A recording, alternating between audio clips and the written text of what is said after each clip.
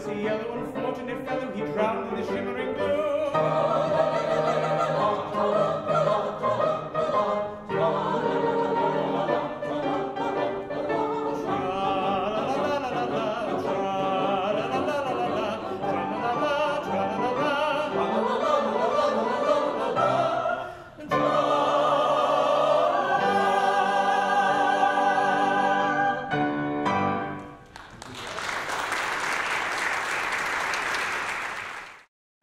Coming out.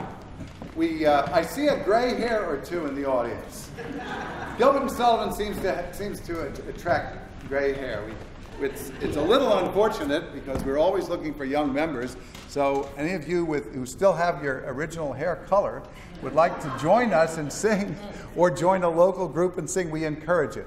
Gilbert and Sullivan wrote 14 shows, most of which are being performed till today. Why is that? Well, because they're clever, they have good words, lovely music, and they're silly. So we hope we're going to bring you a sampling of about a dozen songs from different shows, and you'll be able to tell who's singing. I'll tell you who's singing the song as they stand up. That was Derek. Our names are in the program. I'm Bob Binkley. That was Derek. The most important person in this room, Hillary Orlando, our accompanist. Can't do the show without her. Anyway, George Achilles has sung a lot of our patter roles in Bucks County, Gilbert and Sullivan. This is something from HMS Pinafore.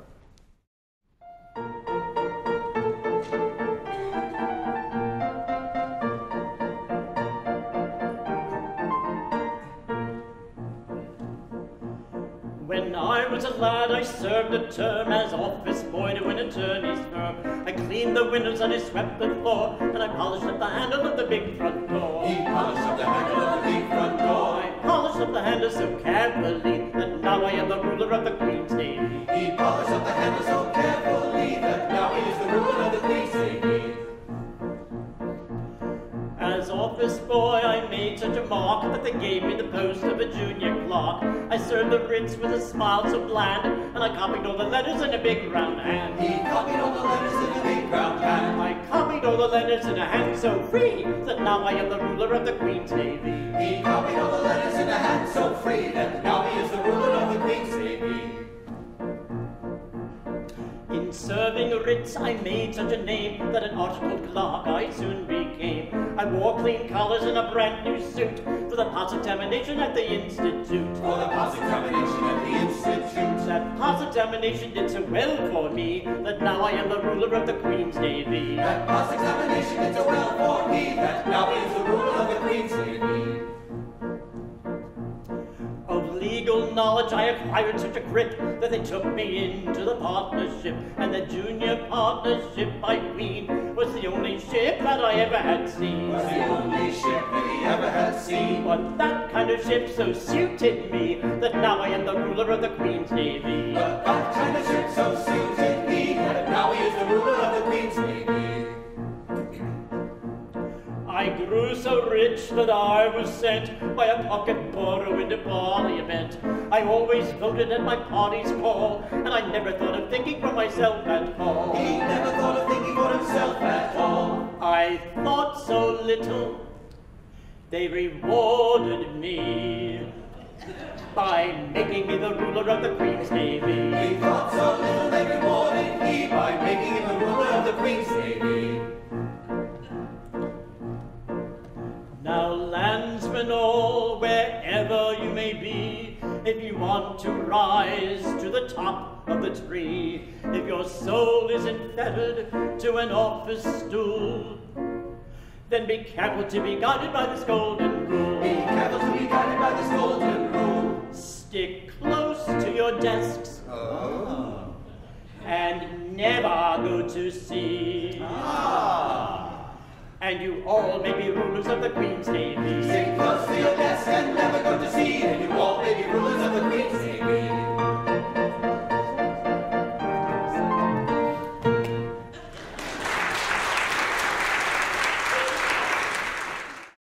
Martha. Little show called Ruddigore. little show called Ruddy Gore. Rose Maybell is talking about her book of etiquette and what she's been taught. Martha Ellen will bring this to us. It's not a pedestal.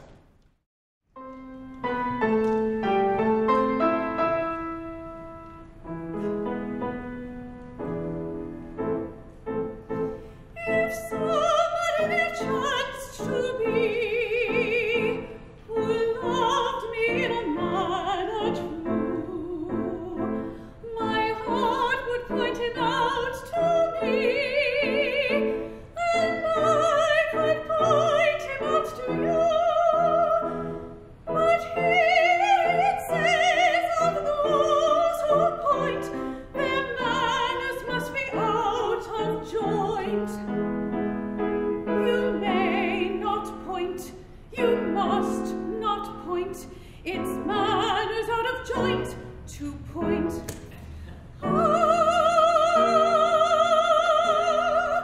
Had I the love of such as he, some quiet spot he'd take me to, then he could whisper it to me, and I could whisper it to you.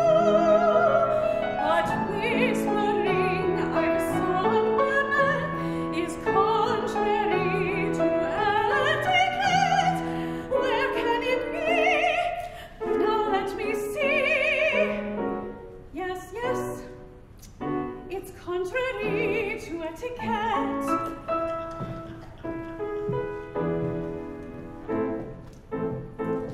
If any well-bred youth I knew, polite and gentle, neat and trim, then I could hint as much to you, and you could hint as much to him. But here it says in plainest print, it's most unladylike to hint. You may not hint, you must not hint. It says you mustn't hint in print.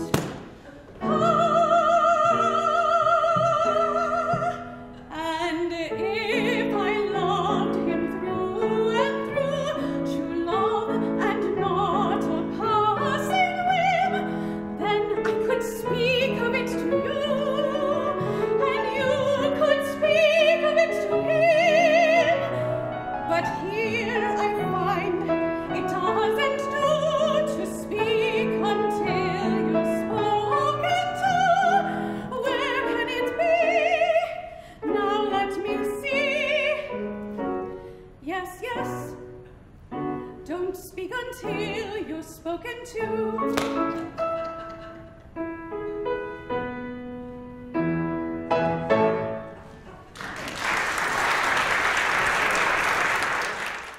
Grand Duke is a show. How many have seen a production of The Grand Duke? I thought not. It's rarely produced, but like all the Gilbert and Sullivan shows that you haven't seen, there are wonderful gems buried in them. This one is the Duchess singing to her Duke. Derek has a very large part in this song. And she's talking about her marriage to him. And friendly correction, gondoliers. Oh. I will be singing a song from the Grand Duke later today. Oh, We'll get to hear that wisdom as well.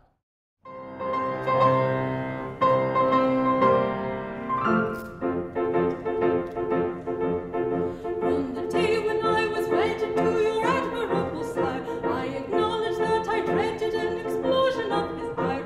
I was overcome with panic, for his temper was volcanic, and I did you dearly fault, for I feared a thunderbolt.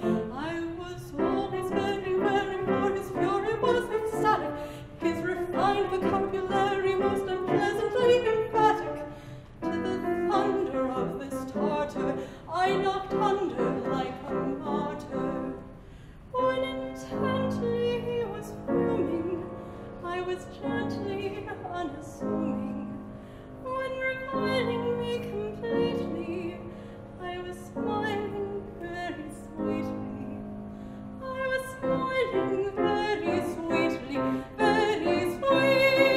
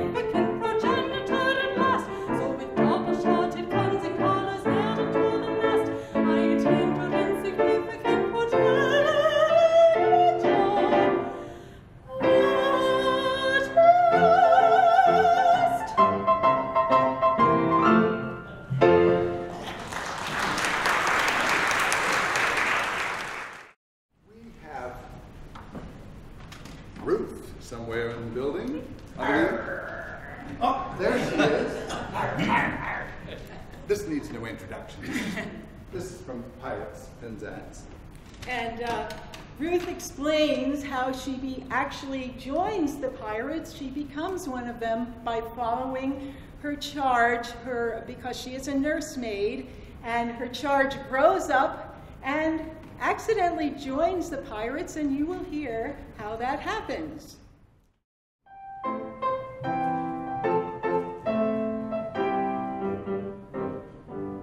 When Fredric was a little lad, he proved so brave and daring. His father thought he'd prentice him to some career seafaring.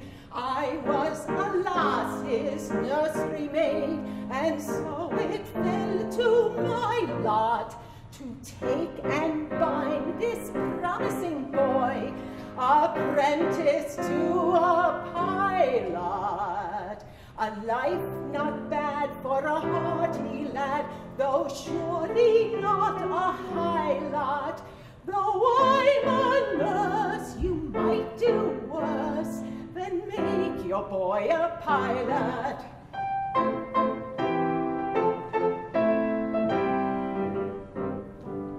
I was a stupid nursery maid, on breakers always steering, and I did not hear the word aright through being hard of hearing, mistaking my instructions, which within my brain did gyrate.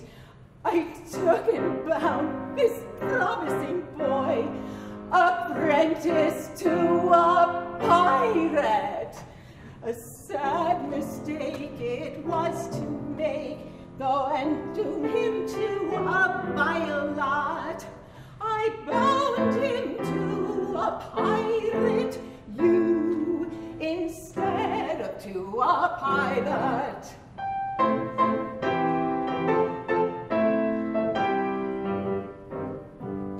I soon found out beyond all doubt the scope of this disaster, and I hadn't the face to return to my place and break it to my master.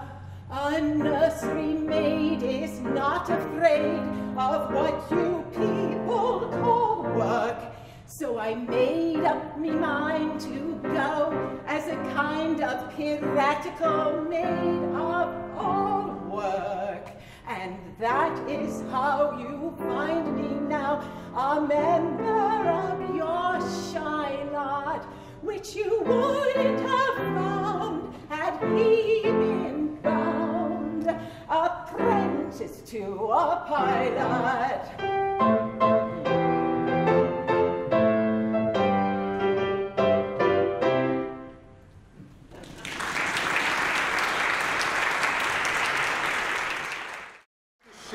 Plug. On Father's Day weekend of this year in New Britain, actually, in Doylestown at the Delaware Valley University, our group will be producing a full production with orchestra, sets, costumes of the Pirates of Penzance. So if you love that show or if you've never seen it, it's really a must-see. Come down and see us. We have a website. It's Bucks County, Gilbert and Sullivan of Bucks County. If you can Google anything, GNS Bucks County, you'll find our website.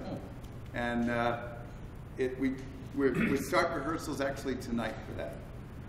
The next song is, Derek's coming back to do a song from The Sorcerer. Again, a show not often seen, but you'll see. This is about an aging vicar and his story.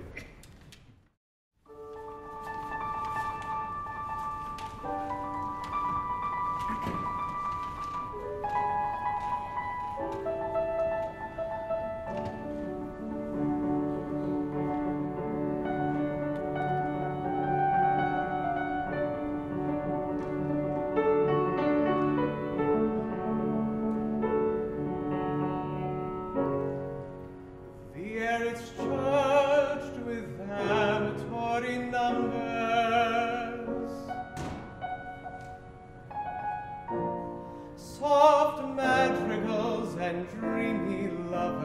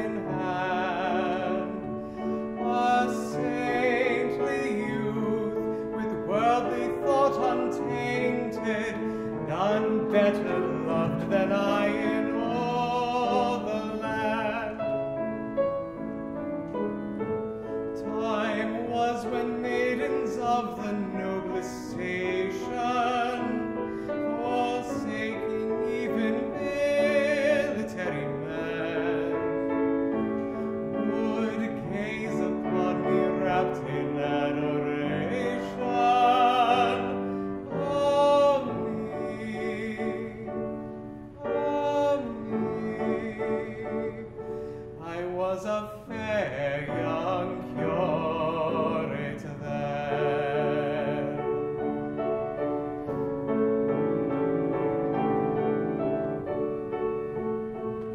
Had I a headache, sighed the maids assembled. Had I a cold, but forth the silent tear. Did I look pale, then half the parish trembled, and when I coughed or thought the end was near, I had no care, no jealous doubt hung o'er me, for I was loved beyond all other men, fed gilded dukes and belted earls before me. Oh me, oh me, I was a pale young curate then. A pale young curate, a pale young curate. Oh me, I was a pale young curate then.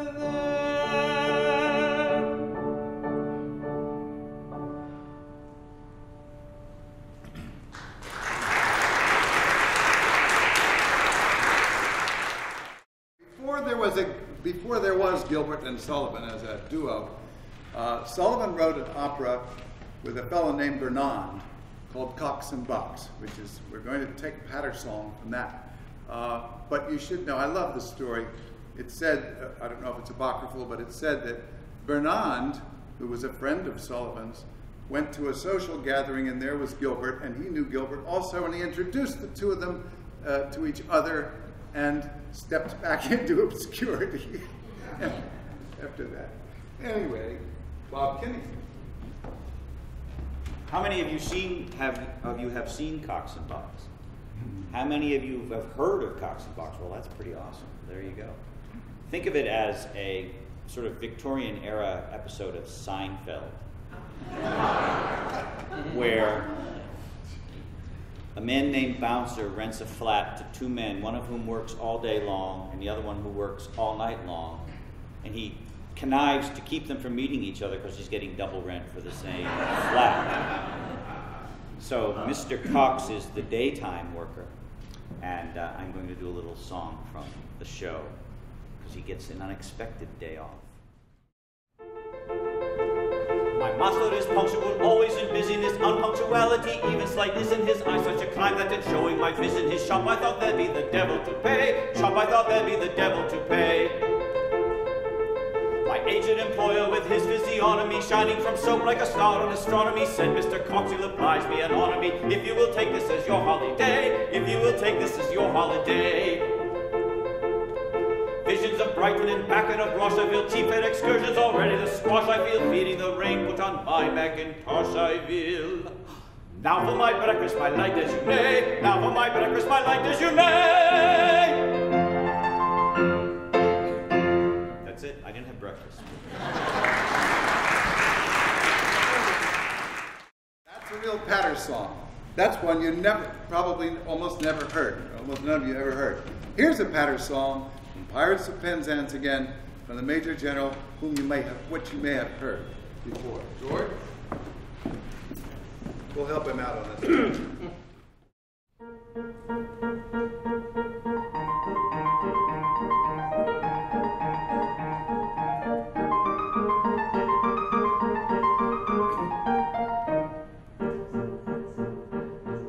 I am the very model of a modern Major General. I've information, vegetable, animal, and mineral. I know the kings of England and I quote the fights historical, from Marathon to Waterloo, in order categorical.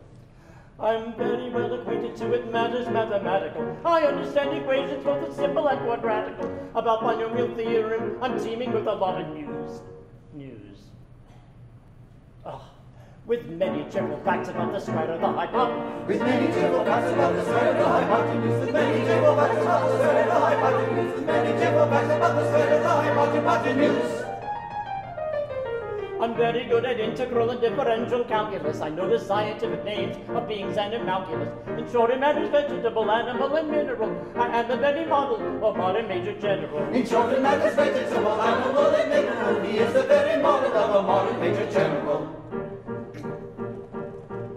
I know our mythic history, king authors and Sir Paradox. I answer hard acrostics, I've a pretty taste for paradox. I quote in elegiacs all the crimes of Heliogabalus. In conics I can floor peculiarities parabolous. I can tell undoubted Raphaels from Gerardas and Zophanies. I know the croaky chorus from the frogs of Aristophanes. That I can hum a fugue of which I've heard that music's dinner for. Or score. Ah. And whistle all the airs from that infernal nonsense pinafore. And whistle all the airs from that infernal nonsense pinafore. And whistle all the airs from that infernal nonsense pinafore. And whistle all the airs from that infernal nonsense pinafore. Then I can write a washing bill in Babylonic uniform and tell you every detail of Caractacus's uniform. Jordan matters vegetable, animal, and mineral. I am the very model of a modern Major General. In short, it matters vegetable, animal, and mineral. He is the very model of a modern Major General. In fact, when I know what is meant by Mamelon and Ravelin, when I can tell at sight a Mauser rifle from a javelin, when such affairs as sorties and surprises I'm more wary at, and when I know precisely what is meant by commissariat, when I have learnt what progress has been made in modern gunnery, when I know more of tactics than a novice in a nunnery. In short, when I've a smattering of elemental strategy. Oh, you'll say a better Major General has never savaged you. You say a better Major General has never savaged you. You say a better Major General has never savaged you. You say a better Major General has never savaged you. Oh, for my military knowledge, though I'm plucky and adventuring. For my military knowledge, though I'm plucky and adventuring, has only brought down to the beginning of the century. But still it matters vegetable, animal, and mineral. I am the very model of a modern Major General. But still it matters vegetable, animal, and mineral. He is the very model of a modern Major General.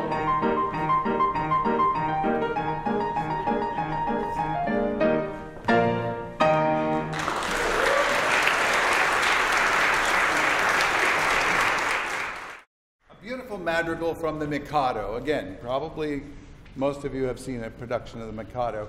It's estimated that in the years, for about a 30-year period from right around the turn of the 20th century until 1930, there was a performance of the Mikado in the United States and Canada every day, just about. It was the most wildly popular show, especially in America. Just a little factoid. Anyway, this is a madrigal that occurs after Yum Yum learns that she gets to marry Nanky Poo, but has to be buried alive in 30 days. It's a mixed feeling.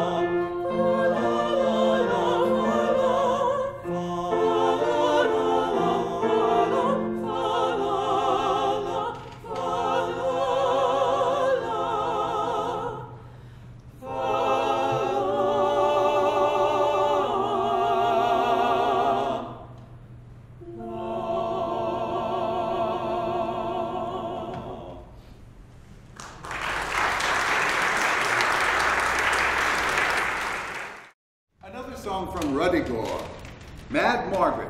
Probably the favorite character of the alto or mezzo character in all of Gilbert and Sullivan, because she's crazy. Anyway, Ruddigore is actually the favorite in Great Britain. We have Mikado, they love Ruddigore. It's try to see it someday if you can.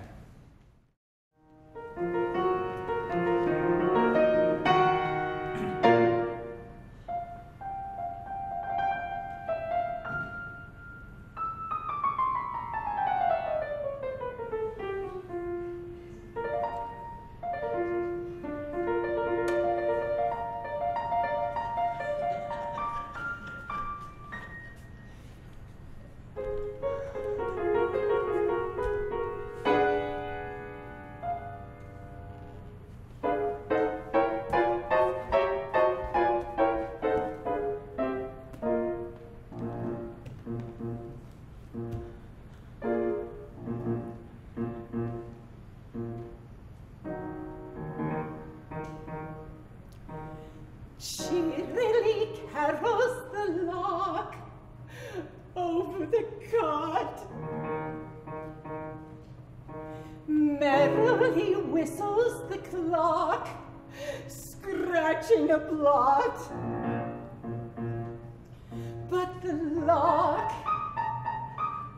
and the clock, I remark, comfort me not.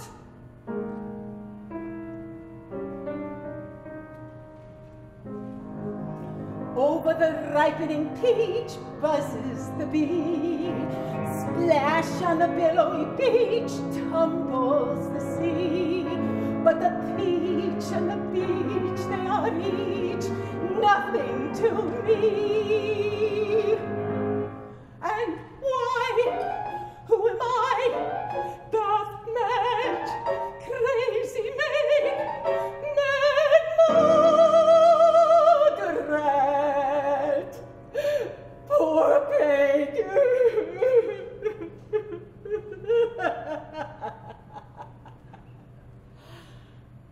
Mad I, yes, baby, but why mystery?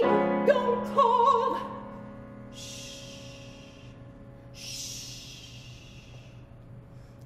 No crime, 'tis only that I'm love lonely.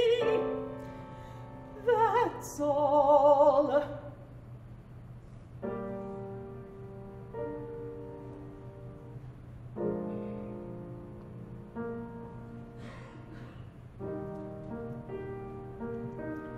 In a garden full of posies cometh one to gather flowers, and he wanders through its bowers, toying with the wanton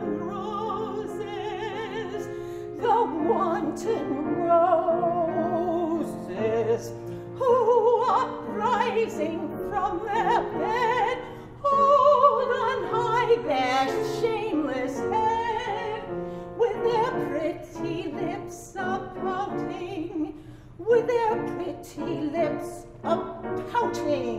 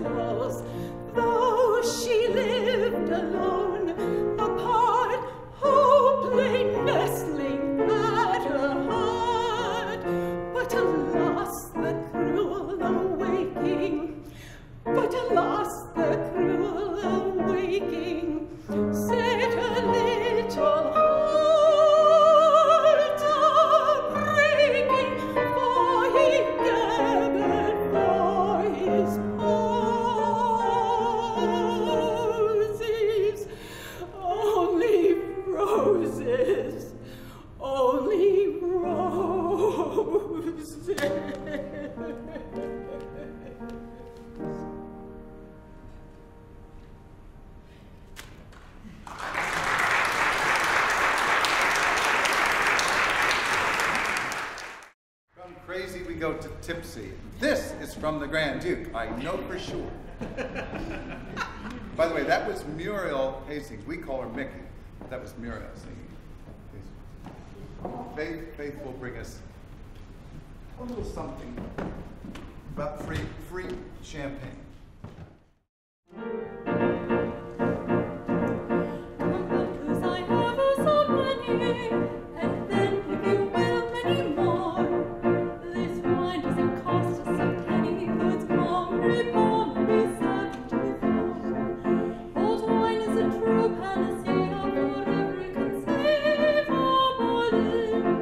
When you cherish the soothing idea that somebody else pays the bill. Old wine is a pleasure that's auto. When at your own table you sit, you're thinking each mouthful you swallow has cost you a threepenny bit. So bumpers I have so many, and then you will many more. This wine doesn't cost us a penny, but how much is it for? So bumpers I have so many, and then if you will many more. This wine doesn't cost us a penny, though it's very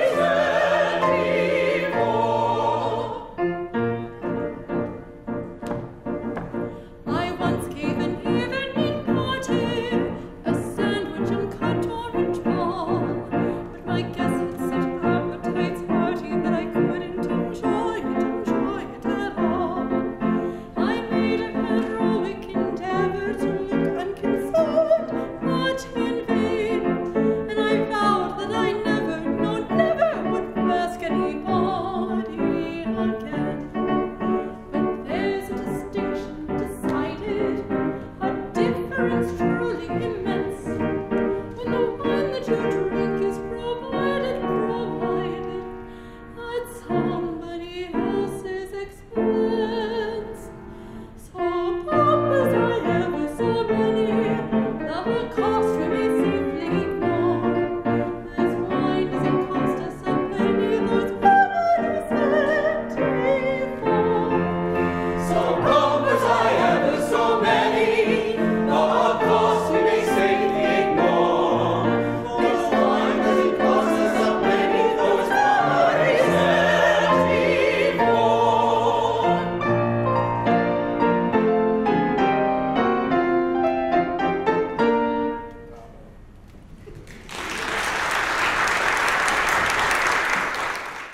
All right, we've been through too much we sing and you listen. This number, we're going to ask you to join us a little bit. And here's how it works.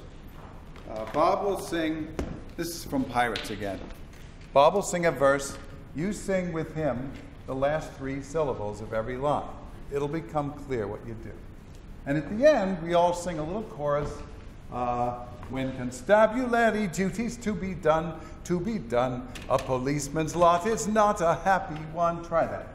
When constabulary duties to be done, a policeman's lot is not a happy one. All right, join us on this one. Was I close to the key? Whoa, I got it. Okay. Blind luck. Okay. Bob, where? Oh, here he is. Coach them all.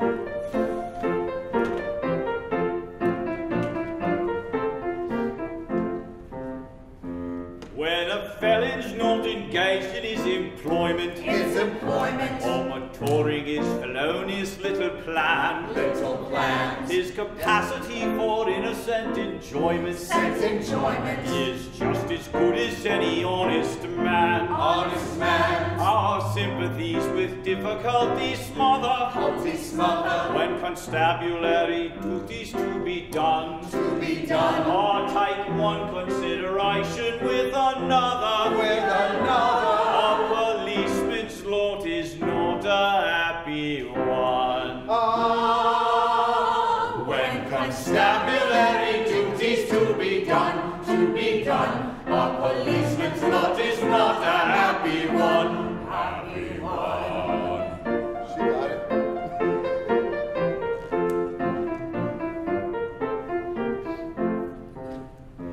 When the enterprise in burglars not a burgling, Not a burgling. when the cutthroat is in occupied in crime, Hide in crime. he loves to hear the little brook a gurgling, Brook a gurgling. or listen to the very village chime. Village chime. When the coster's finished jumping on his mother, On his mother. he loves to go a basking in the sun. In the sun. Ah, take one consideration with another. With another. A policeman's lot is not a happy one. When constabulary duties to be done, a policeman's lot is not a happy one. Happy one.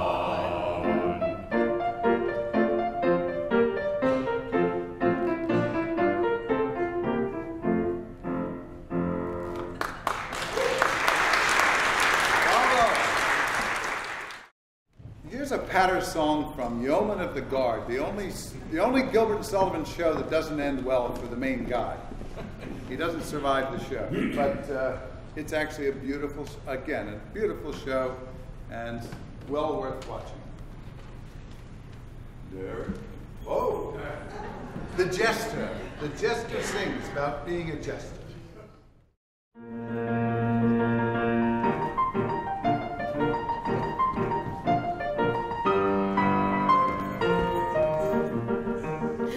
Private Buffoon is a light-hearted loon if you listen to popular rumor.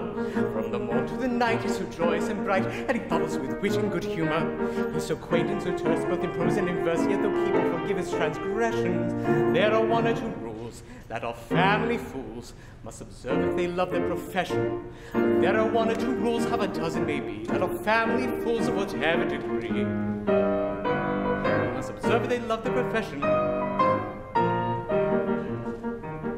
If you wish to succeed as a jester, you'll need to consider each person's auricular. What is all right for B would quite scandalize C, for C is so very particular.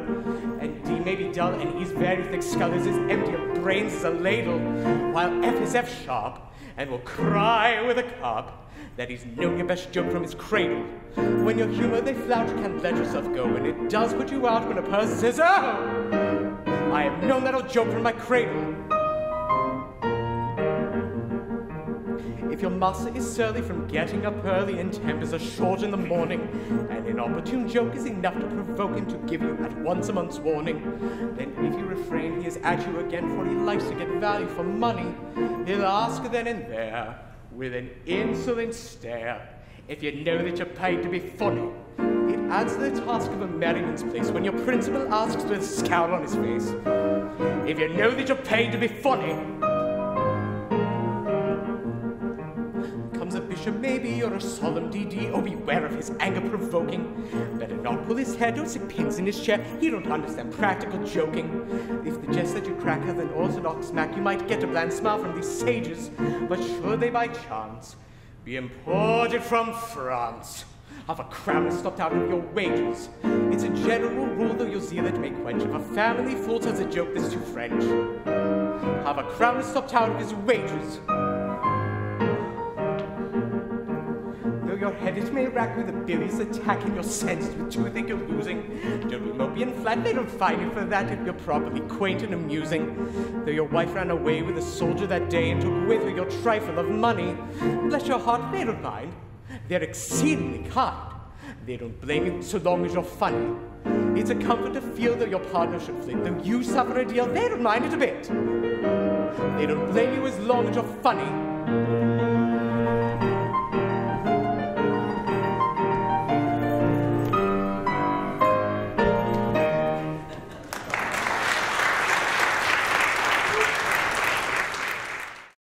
Imagine when Gilbert sent those words over to Sullivan and he said, "Here, set this. Six verses, 1,000,000 words, and it fits right in the show."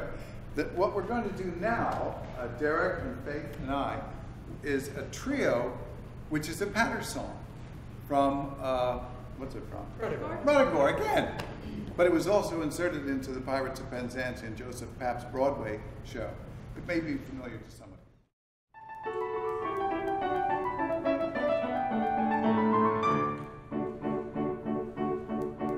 eyes are fully open to my awful situation. I shall go at once to Fredric and make a manneration. I shall tell him I recovered my forgotten moral senses, and I can get up and save any for any consequences. I do not want to perish by the sword or by the dagger, but a martyr may indulge a little pardonable swagger. But a word or two of compliment my vanity would flatter. But I've got to die tomorrow, so it really doesn't matter. So it really doesn't matter. So it really doesn't matter. So it really doesn't matter. So it really doesn't matter. So it really doesn't matter. If I were not a little mad and generally silly, I should give you my advice upon the subject willy-nilly. I should show you in a moment how to grapple with the question, and you'd really be astonished at the face of my suggestion. On the subject I should write you on this valuable letter full of excellent suggestions, and I feel a little better. But at present I am afraid I am as mad as any hatter, so I'll keep them to myself, and my opinion doesn't matter. No, it really doesn't matter. Her opinion doesn't matter. Her opinion doesn't matter. Her opinion doesn't matter. My opinion doesn't matter. Her opinion doesn't matter. If I had been so lucky as to have a steady brother who could talk to me as we are talking one to one another, who could give me good advice when he discovered I was erring, which is just the sort of favor which will go undeferred, my existence might have been a very interesting riddle, and I might have lived and died a very decent individual. This particularly rapid, unintelligible patter isn't generally heard, and if it is, it doesn't matter. If it is, it doesn't matter. If it is, it doesn't matter. If it is, it doesn't matter. This particularly rapid, unintelligible pattern isn't generally heard, and if it is, it doesn't matter. This particularly rapid, unintelligible pattern isn't generally heard, and if it is, it doesn't matter.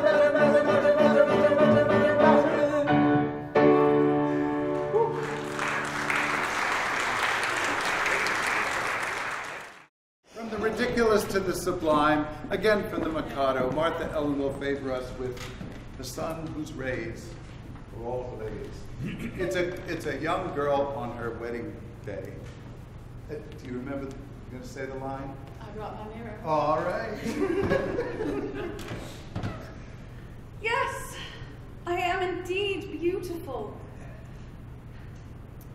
I wonder if that's vanity to say it.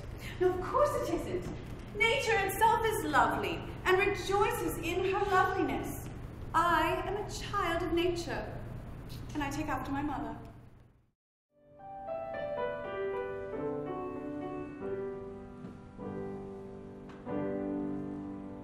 The sun whose rays are all ablaze in ever-living glory does not deny his majesty, he scorns to tell a story. He won't exclaim, I blush for shame, so kindly be indulgent, but fierce and bold in fiery gold, he glories all effulgent.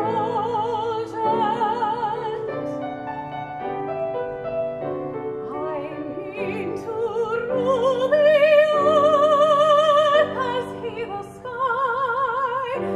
We really know the sun and I. I mean to rule the earth as he the sky. We really know our worth, the sun and I.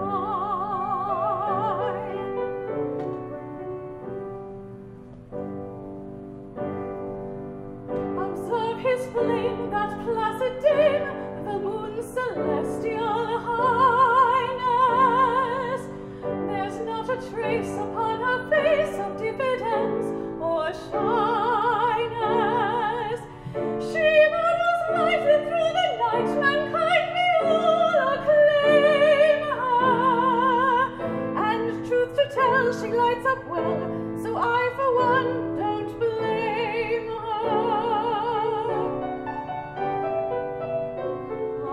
Pray make no mistake, we are not shy. We're very wide awake, the moon and I. Pray make no mistake, we are not shy. We're very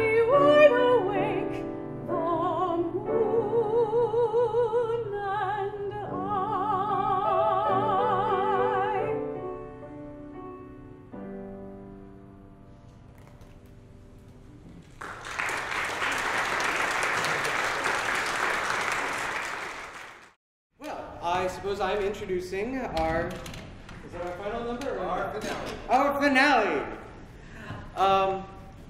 How many of you have seen Trial by Jury? Excellent. For those of you who haven't, it is one of the shortest shows that I have ever seen and been in. It's about half hour, 45 minutes, about a trial of breach of promise of marriage. So the defendant asked the plaintiff to marry him, and he broke it off. And she's suing him for damages. It's actually really, really funny. But here we have our learned judge, who will now explain how he became so. All right.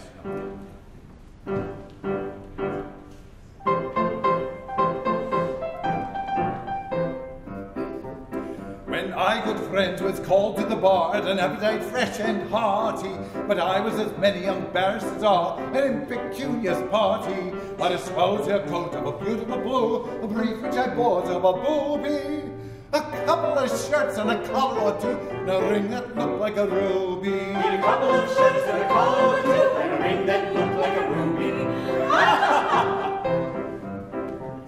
At Westminster Hall I danced a dance like a semi-despondent fury, but I thought I never should hit on a chance of addressing a British jury. But I soon got tired of third-class journeys and dinners of bread and water.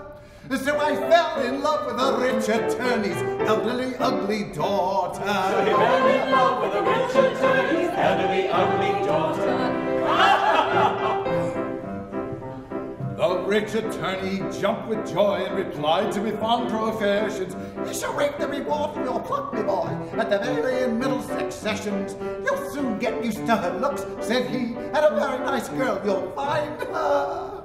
She may very well pass for 43 in the dusk with the light behind her. She may very well pass for 43 in the dusk with the light behind her. The rich attorney was good as his word, and the briefs came trooping gaily. And every day my voice was heard at the sessions or ancient bailey. All thieves who could my fees afford relied on my orations. And many a burglar I've restored to his friends and his relations. As many a burglar he's restored to his friends and his relations. At length I became as rich as the Gurneys in incubus, then I fought her. So I threw over that rich attorney's elderly, ugly daughter. The rich attorney, my character high, tried vainly to disparage. No. Yes. And now, if you please, I'm ready to try this breach of promise of marriage. And now, if you please, he's ready to try this breach of promise of marriage. For now I'm a judge. And a good judge too. Yes, now I'm a judge. And a good judge too. No, I'll be fudge, I'll never budge, and I'll live and die a judge. And a good judge too. It was managed by a job. And a good job too. It was managed by a job. And a good job too. It is patent to the mob that my being made a knob was effected by a job. And a good job.